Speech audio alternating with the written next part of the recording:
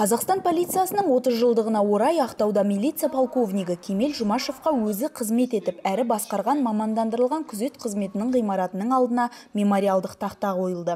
Ескерткіштің ашылуына Кемел Жұмашевтың туыстары мен қызметтегі үзеңгілестері қатысты.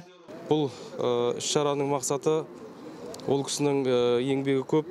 Бізге салған осы күзет қызметі басқармасының ғимаратын салған ол кісі уақытында талай жігіттерге тәрбие берген.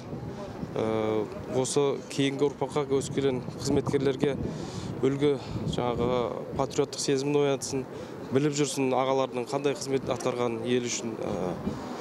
Соны біліп жүрсін деп осы мемориалдық тақтаны орнатып отырмыз. Іс-шараға ішкі істер органдарының ардагерлері қатысып отыр. Ол кісінің жұбайы Қарлығаш апамыз және де туысқандары, ұл қыздары бәрі түгел қатысып отыр.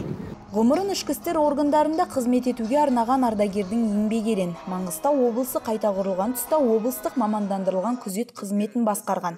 Ол басшылық қызмет атқарып қана қоймай, полицейлердің жаңа буынын тәрбиелеуге үлес қосқан. Құрмет, парасат ордендерімен марапатталған.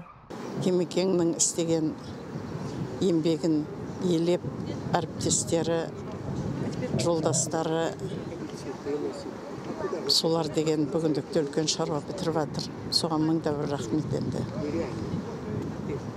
Басымызда иеміз, семьямызбен, себебі деген осындай заманда, осындай үлкен шаруа бітіріп жатқандарыңызға бәріне де ризамыз. Бұл бір адамның қолынан келеді, бір адамның қолына келмейді деген сияқты.